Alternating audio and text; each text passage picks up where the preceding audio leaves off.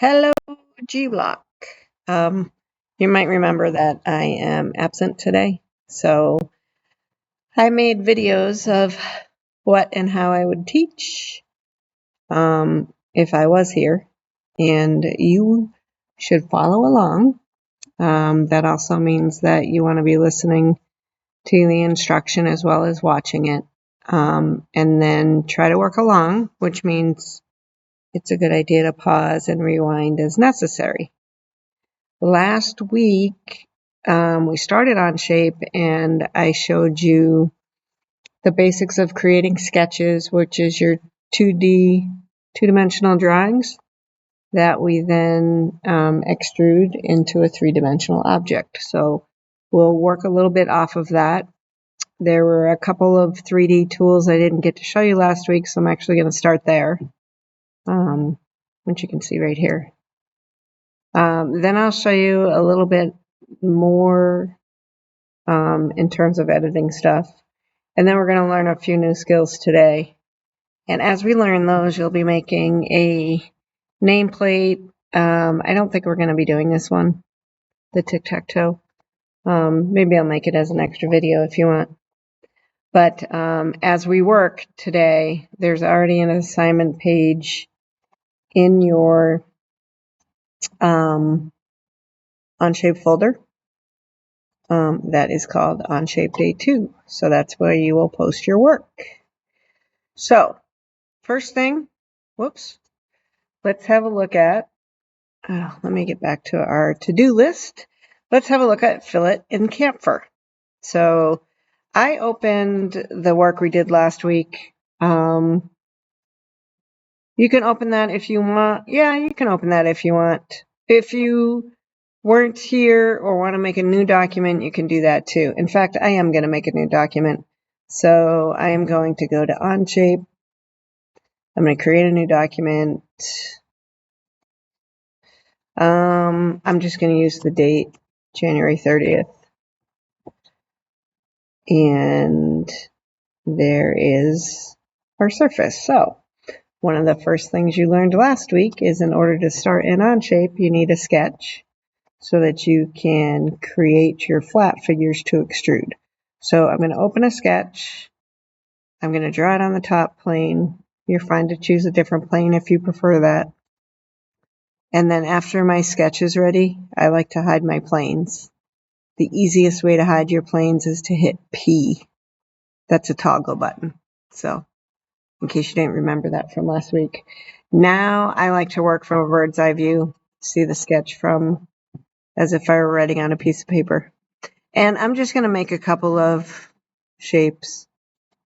So I'll make a rectangle. I'll make a circle. I think that's all I'm going to make. So I'll click the check mark. And there are my sketches. And we're going to extrude them. And I really recommend before you extrude that you tilt your view, your perspective, because it makes it easier. You can see the extrusion arrow, etc.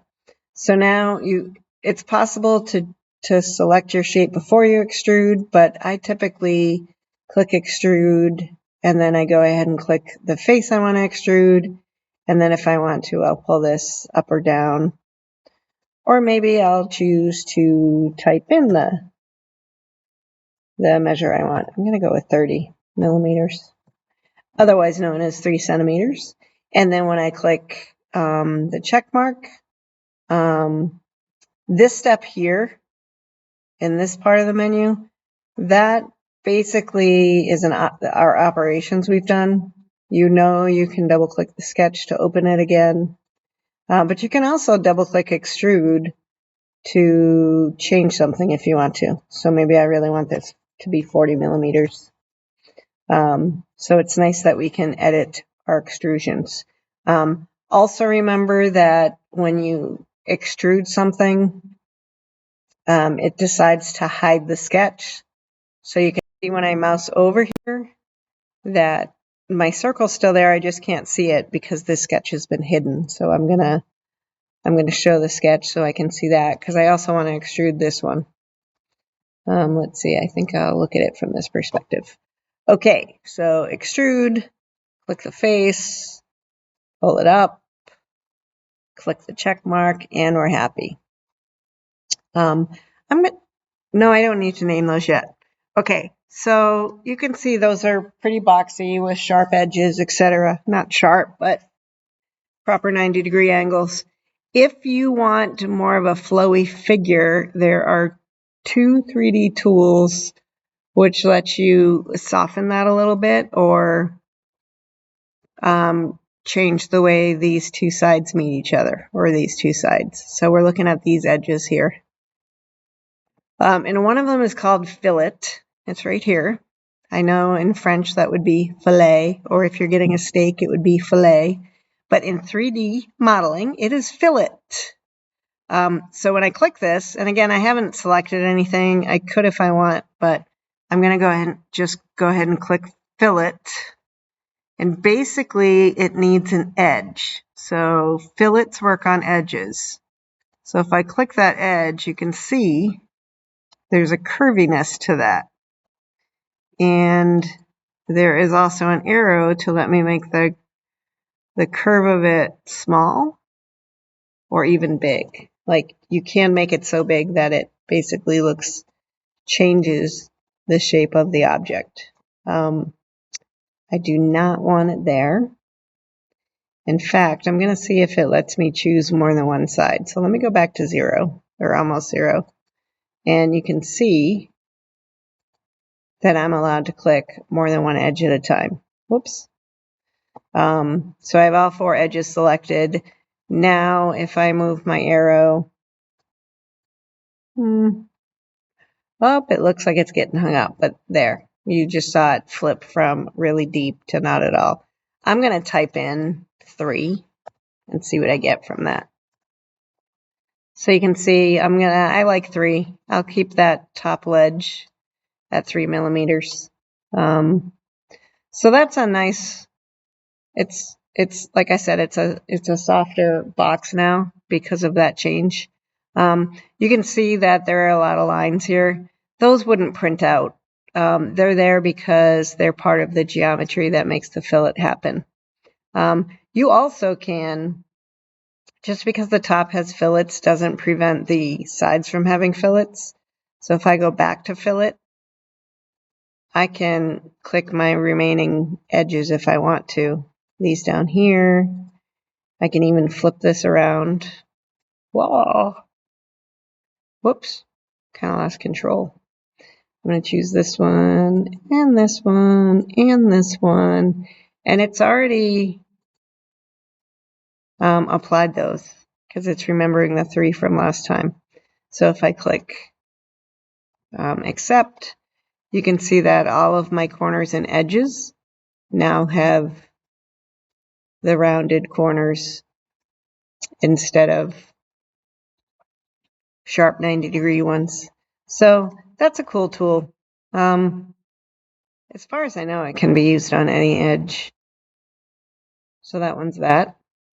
I am not going to do it on the cylinder because I want to show you a different option. So one option is these rounded corners, and that's a fillet. The other option is called a chamfer. Now, I'm not sure if this is chamfer or camphor. I feel like it's camphor, but I'm not 100%. I could be wrong. It works the same way. Click it, click an edge. Now, instead of rounding, you get just a flat surface from one side to its consecutive side. And again, you can choose the distance. So I don't know why this one doesn't have an arrow, but if I wanted more of a face there, I could type, let's try 8. That's a little extreme. But you can see if I do it far enough, it would probably look like a pencil. Let's see if I did 20. Now, you'll also get to a point where it won't be able to do the number you ask. I'm guessing if I try 50, that's going to be too big and I'll get an error message. Yeah, the whole thing turned red because it just can't do red. We know it can do 20. If I did 23, I'm probably closer to that pencil. But I don't want 23. I'm going to go back to 5, let's say. So that's what a chamfer looks like. Actually, I sort of made this look like a Pepsi can, didn't I? A Coke, depending on your loyalty. So I'm going to click the check mark. And that illustrates how Chamfer and Fillet both work. I will want you to position this well.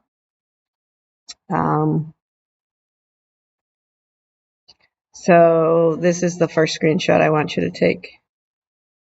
You go like this, maybe. Yeah, that's good. So we're going to screenshot this. New. And then flip over to your OneNote. And then you're going to go to your own Onshape folder. And that's the first thing you're going to paste. Okay, I'm going to end this video, and then we'll use another video to work on the next few steps. So again, remember to rewind and try again as needed, and also seek help from others if you're having trouble. But hopefully, following my guidance worked. So see you in the next video.